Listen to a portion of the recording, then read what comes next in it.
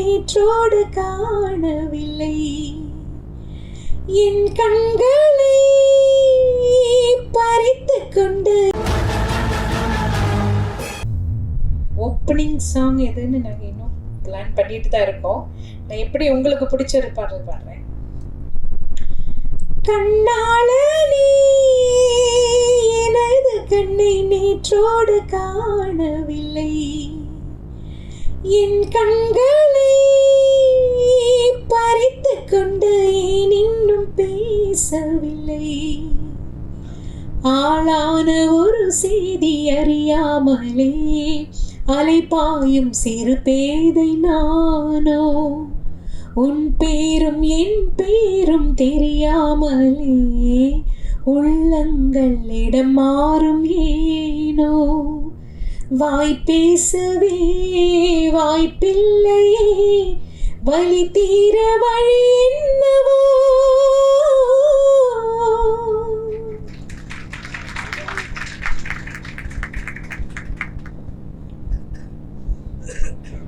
Questions ஏதாவது?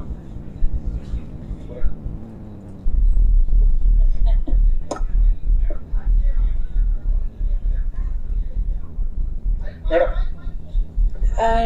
3 hours தான் plan பண்ணியிருக்கோம். 28 வரைக்கும் 26 to 28 சாங்ஸ். அது எவ்வளோ நேரம் போகுது அப்படி. சித்ரா மேடம், நீங்கள் 25,000 பாட்டு பாடினா கூட தன்னம்பிக்கை உள்ள பாட்டா வந்து இந்த ஒவ்வொரு பூக்களே பாட்டு வந்து இன்னைக்கும் வந்து அவ்வளோ பேசப்படுது. அந்த பாட்டோட அனுபவத்தை சொல்லுங்க. எவ்வளோ பேர் வந்து நாங்கள் ஜெயிச்சிட்டோம், எங்களுக்கு ரொம்ப அது வந்து என்கரேஜாக இருந்துன்னு வந்து சொல்லியிருப்பாங்க. ஆமாம், எனக்கும் ஒரு சில கச்சேரிகளில் போகும்போது நிறைய பேர் அப்படி சொல்லியிருக்காங்க. அவங்களுக்கும் வாழ்க்கையில் தோல்வி அடைஞ்சு வாழ்க்கை வேண்டாங்கிற ஒரு முடிவெடுக்கும் போது இந்த பாடல் கேட்டவங்க அந்த முயற்சியிலேருந்து வெளியில் வந்துட்டாங்கன்னு சொல்லி நிறைய பேர் எனக்கும் சொல்லியிருக்காங்க. 2-3 பேர், நிறைய இல்லை, 2-3 பேர். ஸோ ரொம்ப சந்தோஷம்தான். அந்த ஒரு பாட்டில் வந்து நான் என்னோட கான்ட்ரிபியூஷன் ஒன்றும் இல்லை. விஜய் சார் எழுதினது, பரத்வாஜ் சார் இசையமைத்தது, நான் என்னோட குரல் கொடுத்தேன், அவ்வளோதான் நான் அதில் செஞ்சேன். ஆனால் அது நிறைய பேரோட மனசில் போய் சேர்ந்துருக்குன்னு நினைக்கும் போது ரொம்ப சந்தோஷம். ரெக்கார்டிங்கில் வந்து சேரன் சார் வந்து நான் பாடிட்டு போயிட்டு அடுத்த நாள் மறுபடியும் என்ன வர சொன்னாங்க. அதில் ஒரு சில வரிகள் இன்னும் கிளாரிட்டி வேணும் அப்படின்னு சொல்லி மறுபடியும் 2-3 லைன்ஸ் என்ன மறுபடியும் பாட வச்சாங்க. அப்படிதான் அந்த பாடல் வெளிவந்து. இல்லை என்னோட சேர்ந்து 4 சிங்கர்ஸ் இருக்காங்க. மது பாலகிருஷ்ணன் அவர் இருக்காரு, சத்யபிரகாஷ் இருக்காரு, திஷா பிரகாஷ்ன்னு சொல்லி இப்போ ரீசெண்டாக புது பாடகி ரொம்ப அருமையாக பாடும், அவங்களும் கலந்துக்கிறாங்க. ரூபா ரேவதின்னு ஒரு சிங்கர், அவங்க பாடுவாங்க, அதோட வயலின்னு வாசிப்பாங்க. நாங்கள் இவ்வளோ பேர் சேர்ந்து தான் பண்ண போகிறோம்.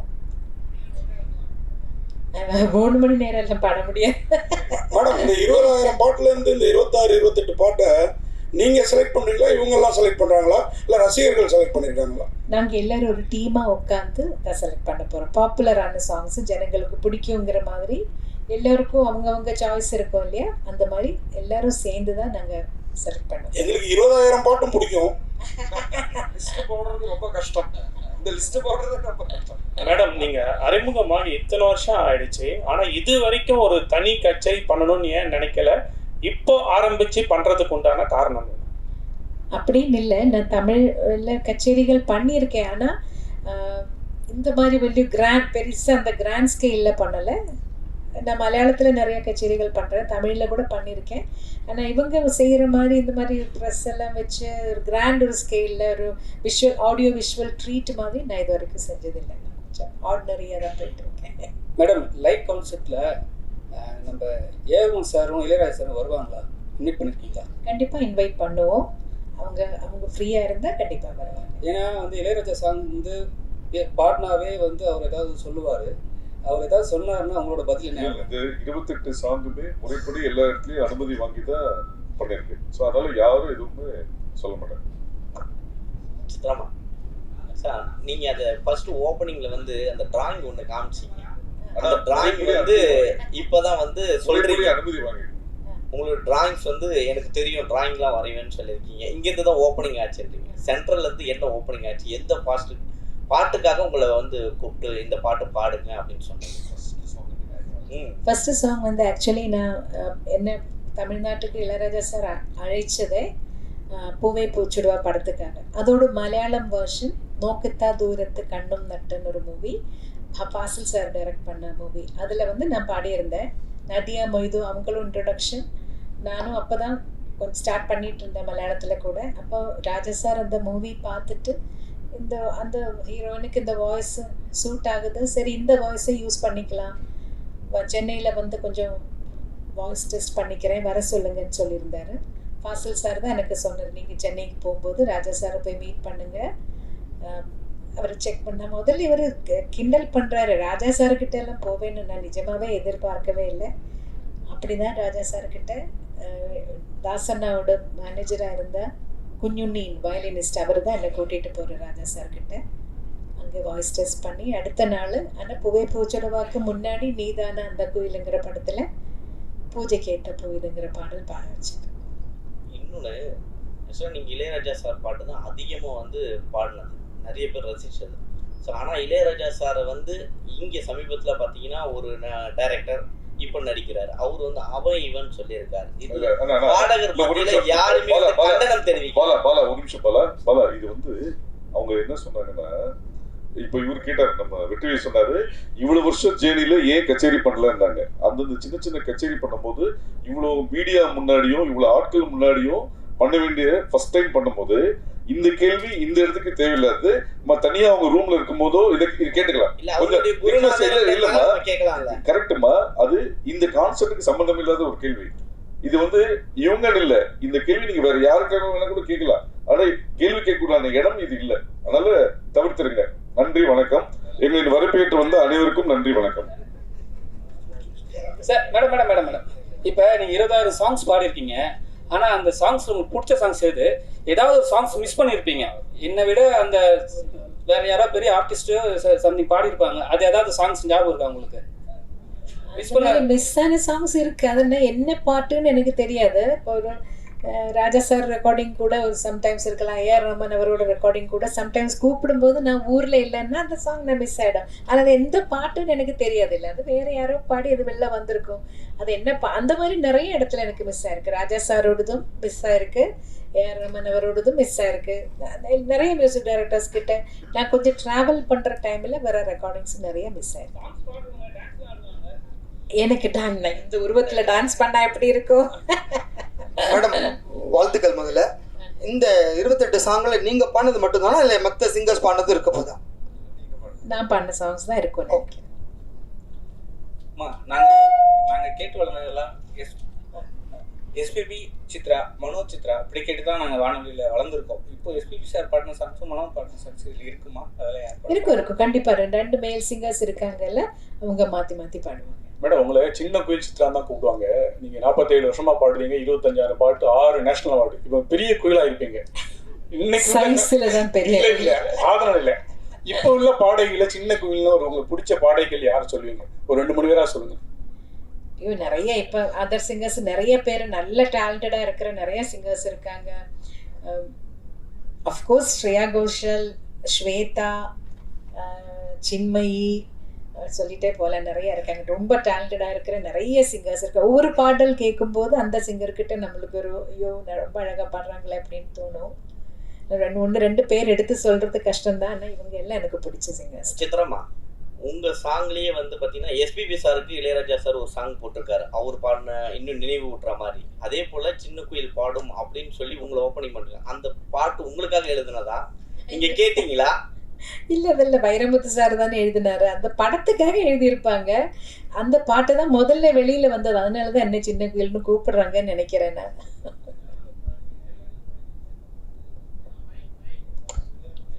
ஒரு நிமிஷம் பாலாஜி, ஒரு நிமிஷம் மைக்ல பேசுங்க. சித்ரா மேம் வணக்கம் அண்ட் வாழ்த்துக்கள். நீங்க நிறைய லாங்குவேஜ் பாடிருக்கீங்க, எஸ்பெஷலி தமிழ், தெலுங்கு, மலையாளம், கன்னடம், ஹிந்தி, அசாமி, ஒரியா, குஜராத்தி, போஜ்பூரி, ஹரியான்வி, துளுன்னு மிஸ் பண்ண லாங்குவேஜ் எது? நீங்க இந்த லாங்குவேஜ் மட்டும் பாடாம விட்டுட்டோம், ஏன்னா இந்தியன் லாங்குவேஜ்ல எல்லாமே பாடிருக்கீங்க. பஞ்சாபி பாடியிருக்கேன். ஆமா, எந்த லாங்குவேஜ் மிஸ் பண்ணிட்டீங்க? குஜராத்தி பாடல நினைக்கிறேன். சரி, இன்னொரு கேள்வி, நீங்க எது பாடினாலும் அந்த வார்த்தைகள் ஸ்பஷ்டமா இருக்கும், அந்த லாங்குவேஜ் வந்து அவ்வளவு உணர்ந்து பாடுவீங்க. என்ன லாங்குவேஜ்ல எழுதி பாடுவீங்க ஜெனரலா? நான் இப்போ எனக்கு தமிழ் எழுத படிக்க தெரியும், தெலுங்கும் நான் எழுதி படிப்பேன், ஹிந்தியும் நான் வரும்போதே எங்களுக்கு கேரளாவில் ரொம்ப மஸ்ட்டாக ஹிந்தி கற்றுக்கணும் எல்லாரும். அதனால ஹிந்தி எழுத படிக்க தெரியும், பேச தான் வராது. என்னன்னு அந்த பழக்கம் இல்லாதனால என்னோட புக்கில் நான் எழுதிக்கும் போது நான் மலையாளத்தில் தான் எழுதுறேன்னு எனக்கு இன்னும் மோர் ஈஸியர். அதனால ஒரு ஃபைனல் கொஸ்டின், நீங்கள் பாட ஆரம்பிக்கும் போது ஃபுல் ஆர்கெஸ்ட்ராவோட எல்லா ரிதம் செக்ஷன் எல்லாமே சேர்ந்து வாசிப்பாங்க. மேல் சிங்கர் ஃபீமேல் சிங்கர் வந்து போட்டி போட்டு பாடுவாங்க. இவங்க ஒரு சங்கதி போட்டு அவங்க ஒரு சங்கதி போட்டு அப்படியே அந்த பாட்டு அவ்வளோ அழகாக வரும். பட் இப்போ நீங்கள் வந்து ஒரு பஞ்சிங் சிஸ்டமில் நீங்கள் தனியாக பாடுறீங்க, வயலின் தனியாக எடுக்கிறாங்க, கிட்டார் தனியாக எடுக்கிறாங்க, ஃபுல் ஆர்கெஸ்ட்ராஸ் தனியாக எடுக்கிறாங்க. அந்த ஃபீல் மிஸ் ஆகுதுன்னு நினைக்கிறீங்களா? அப்போ பாடும்போது இருந்த அந்த கண்டிப்பாக அந்த ஃபீல் மிஸ் ஆகுதுன்னு தான் சொல்லுவேன் நான். அது வந்து அப்போல்லாம் ஒரு குடும்பமாக எல்லாரும் மியூசிஷியன்ஸ் எல்லாரும் என்னை விட ரொம்ப ரொம்ப சீனியர் மியூசிஷியன்ஸ் எல்லாம் இருந்து அவங்களோட அட்வைஸும் எனக்கு கிடச்சிட்டு இருந்தது. நான் சின்ன பொண்ணாக பாட ஸ்டார்ட் பண்ணும்போது பெரிய பெரிய வீணா பிளேயர்ஸ், அந்த மாதிரி ரிதம் வாசிக்கிறவங்க, சீனா குட்டி சார், அந்த மாதிரி இவங்க எல்லாம் பெரிய சீனியர்ஸ் இருந்தாங்க. இவங்க எல்லாம் வந்து அட்வைஸ் பண்ணுவாங்க அந்த டைமில் எல்லாம் ஏதாவது.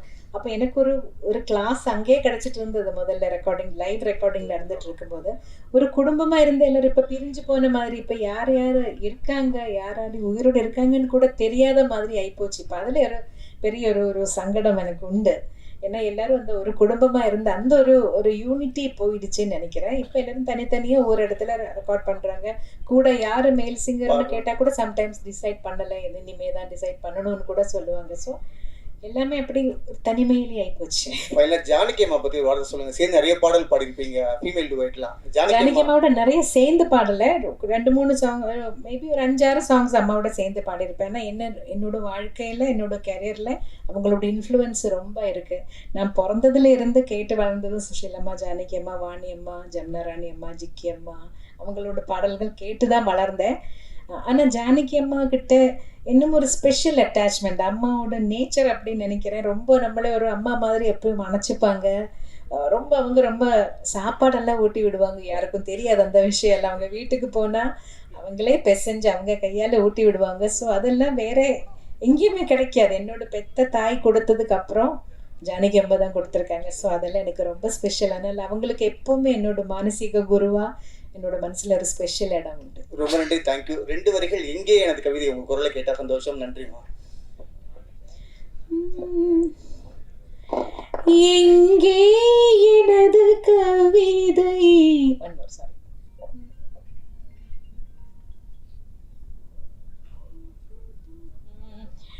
எங்கே எனது கவிதை, கனவிலே எழுதி மடித்த கவிதை, எங்கே எனது கவிதை, கனவிலே எழுதி மடித்த கவிதை, விழியில் கரைந்து விட்டதோ அம்மம்மா, விடியில் அழித்து விட்டதோ, கவிதை தேடித்தாருங்கள், இல்லை என் கனவை மீட்டு தாருங்கள், எங்கே எனது கவிதை, கனவிலே எழுதி மடித்த கவிதை. சித்ரா மேடம், உங்க வாய்ஸ் மாத்திரம் அழகு இல்லை, நீங்களே அழகா இருக்கீங்க. ஏதாவது டிவி சீரியல்ல தமிழ், மலையாளம், தெலுங்குல நடிக்க கூப்பிட்டுருக்காங்களா? அப்புறம் ஏன் இவ்வளவு நாள் மியூசிக் டைரக்டர் ஆகல? மியூசிக் டைரக்ஷன் இல்லை, அதுக்கு ஒரு தனி திறமை வேணும். ஒரு சிச்சுவேஷன் சொல்லி அதுக்கு தகுந்த மாதிரி ஆப்டாக ஒரு மியூசிக் கிரியேட் பண்ணுறதுக்கு ஒரு தனிமை, என்ன அதுக்கு ஒரு டேலண்ட் வேணும். அந்த அளவுக்கு டேலண்ட் எனக்கு இல்லைன்னு நினைக்கிறேன். நான் ட்ரை பண்ணியிருக்கேன், சின்னதாக ஒரு ஸ்லோகம் கொடுத்தா ஒரு ராகம் பேஸ் பண்ணி எல்லாம் சும்மா பாடலாம், அது எனக்கு பிரச்சனை இல்லை. பட் ஒரு சிச்சுவேஷனுக்கு மியூசிக் கிரியேட் பண்ணுற மாதிரி அந்த அளவுக்கு எனக்கு தெரியாது ஒன்றும். அது ஒன்று. இன்னொரு விஷயம் என்ன கேட்டிங்க? நடிப்புக்கு கேட்டாங்க, ஒரு 2 படத்துக்கு மதர் கேரக்டருக்கு வர முடியுமான்னு. எனக்கு ஆனால் அந்த ஒரு ஆக்டிங் ஃபீல்டு எனக்கு அவ்வளோ ஒரு கம்ஃபர்டபுளாக இல்லை. இதே போதும், இது இப்படி இருந்தால் போதும்னு நினைக்கிறேன். தேங்க்யூ.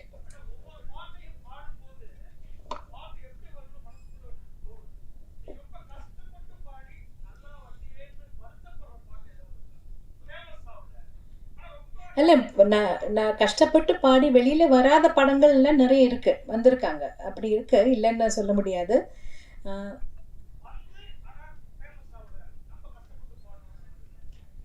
அந்த மாதிரி நினச்ச அளவுக்கு ஒரு வெற்றிகரமாக போகாத படங்கள் இருக்குது.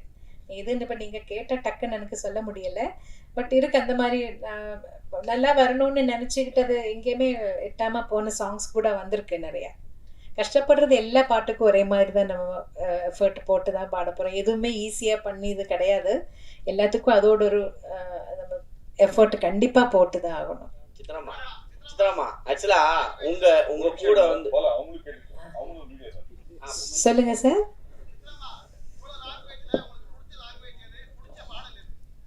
ஐயோ, அது கஷ்டங்க அதை சொல்கிறது. எனக்கு வந்து புது புது லாங்குவேஜஸை ட்ரை பண்ணுறது, லேர்ன் பண்ணுறது எனக்கு பிடிக்கும்.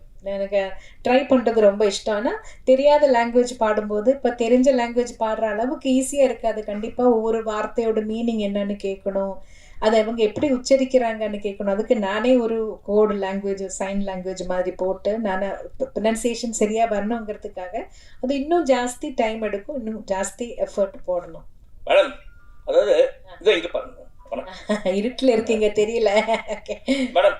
அதாவது படங்கள் வந்து இன்ஸ்ட்ருமெண்ட்ஸில் வாசிக்கிற வரைக்கும் எப்படி இருந்துச்சுன்னா வந்து மியூசிக் வந்து லிரிக்ஸை ஓவர் ரூல் பண்ணாமல் இருந்துச்சு. அங்கே வந்து இந்த சிங்கர்ஸ்க்கான ரெக்கக்னிஷன் நல்லாவே இருந்துச்சு. Once it became into digitalisation ஆனதுக்கு அப்புறமா அந்த முக்கியத்துவம் இல்லாமல் போயிடுச்சு. அதை பற்றி உங்களோட கருத்து என்ன மேடம்? இல்லை, பழைய காலத்தில் எல்லாமே லைவ் இன்ஸ்ட்ருமெண்ட்ஸ் யூஸ் பண்ணிட்டு இருக்கிறப்போ எல்லாமே நல்லா கிளியராக இருந்தது.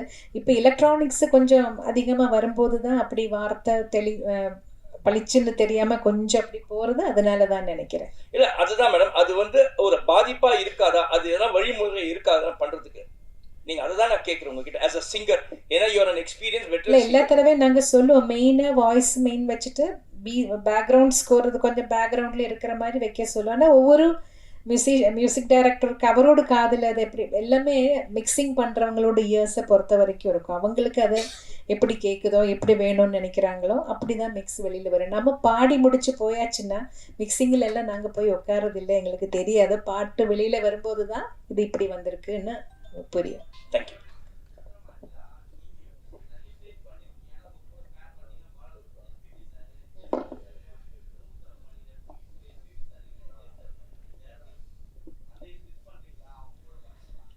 கண்டிப்பாக மிஸ் பண்ணுறோம்.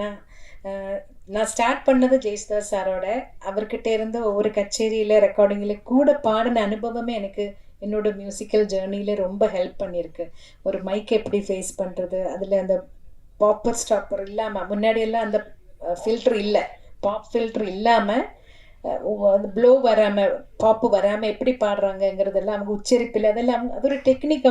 அவங்களுக்கு தெரியும், அவ்வளோ வருஷம் எக்ஸ்பீரியன்ஸில். அதெல்லாம் அவங்க கூட நின்று பாடினதில் நான் கொஞ்சம் அவங்கக்கிட்ட இருந்தெல்லாம் கற்றுக்கிட்டேன். ஒவ்வொரு வார்த்தை சொல்கிறது எப்படி, எக்ஸ்ப்ரெஷன் எப்படி கொடுக்குறாங்க ஒவ்வொரு பாட்டில், அதெல்லாம்.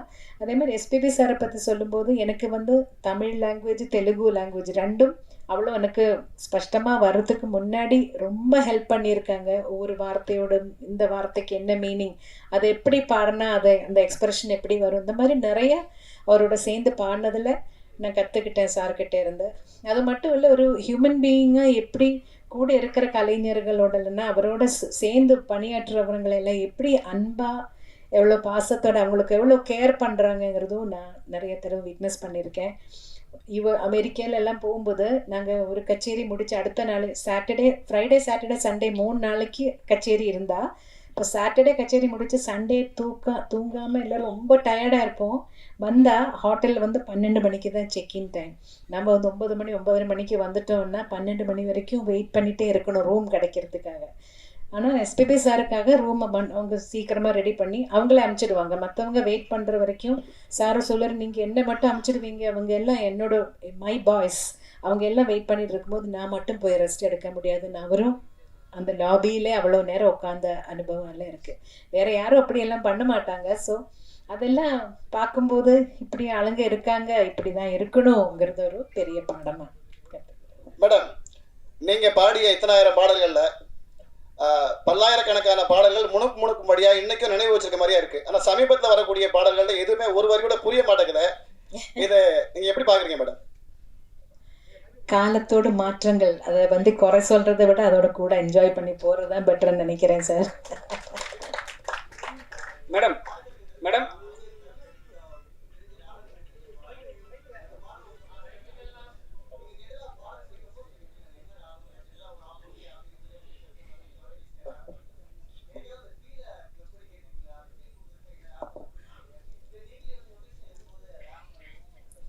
ஓரளவுக்கு பாட்டு கேட்கும்போது என்ன பேஸ் பண்ணி பண்ணியிருப்பாங்கன்னு தெரியும். ஆனால் பியூர் கர்நாடிக் மியூசிக்கிலே ஒரு ராகத்தை மட்டும் பேஸ் பண்ணி வர்ற சாங்ஸ் அந்த மாதிரி மியூசிக்கல் ஃபிலிம்ஸில் மட்டும்தான் மோஸ்ட்லி அப்படி இருக்கும்.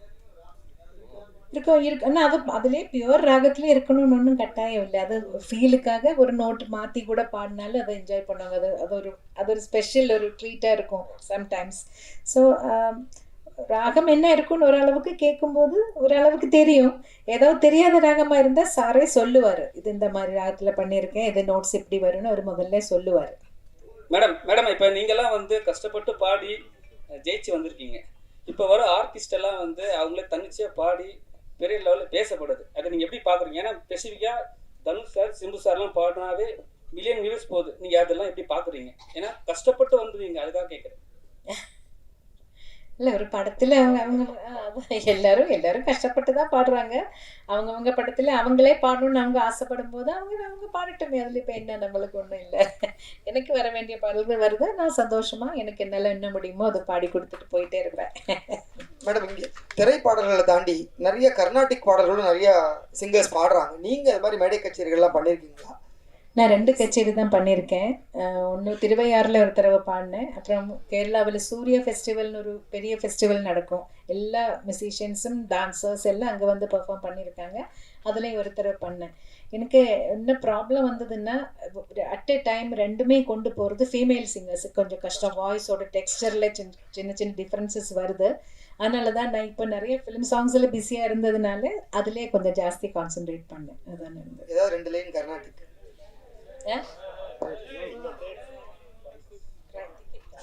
Nice and nice. Ticket rates. Tickets are available on insider.in and my show. Starting rate வந்து 499, பின்ன 799. It's 500லேருந்து 4000 rupees வரை எல்லா ரேஞ்சிலையும் டிக்கெட் இருக்கு. ஆக்சுவலாக ரொம்ப காம்ப்ரஹென்சிவாக பிளான் பண்ணியிருக்கு. இந்த வாட்டி இந்த கான்செப்டில் லைக் ஐ செட் எல்லாருமே ஃபேமிலியாக வரணும் தான் எதிர்பார்ப்பாங்க. ஸோ அதில் மேமோட இன்ட்ரெஸ்ட் என்னதுன்னா, எல்லாருமே வரவங்க எல்லாருமே உட்காந்துட்டு நிம்மதியாக ஒரு 3 hour ரெஸ்ட் எடுத்துகிட்டு பீஸ்ஃபுல்லான ஒரு வாழ்க்கையை வாழ்ந்துட்டு போகணும்னு சொல்லிட்டு. ஸோ ஜெனரலாக நீங்கள் ஒரு படத்துக்கு போகிறீங்க, எவ்வளோ செலவு பண்ணுவீங்களோ ஒரு ஃபேமிலியோட அதே காஸ்ட்டில் இந்த ஷோ நீங்கள் எல்லாருமே செலவு பண்ணிட்டு ஜாலியாக பார்த்துட்டு போகிற மாதிரி தான் காஸ்ட் வச்சிருக்கு. 499 ஸ்டார்ட் ஆகுது. சார் போன வாட்டி கூட கொடுத்தோம் சார், வரவே இல்லை சார். நீங்கள் எதுவுமே எழுதவும் இல்லை சார். என்ன சார் இப்படி பண்ணிட்டீங்க? நீங்கள் சொல்லக்கூடாது சார், நீங்களாம் ஃபேமிலி, நாங்கள் வரோன்னு சொல்லணும். அதுதான் கரெக்டான முறை. சித்ராமா 2 லைன் கர்நாடிக் ஏதாவது ஒரு கீர்த்தனை.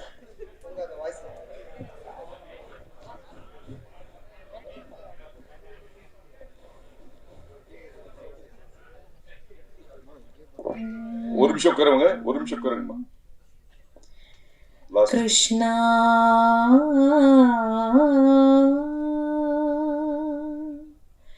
கிருஷ்ணா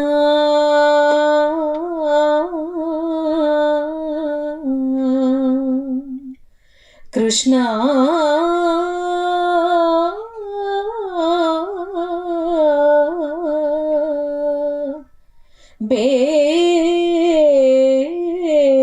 பேகனே பாரோ கிருஷ்ணா நீ பேகனே பாரோ கிருஷ்ணா நீ பேகனே பாரோ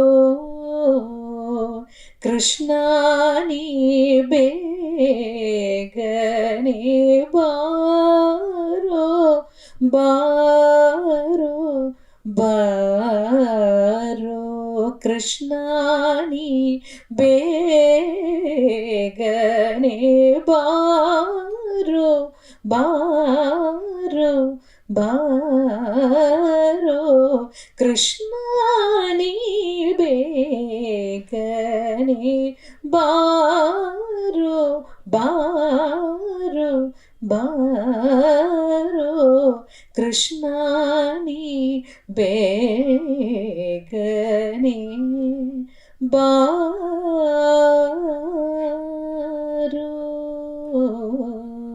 ಬಾರೋ. அனைவருக்கும் நன்றி, வணக்கம்.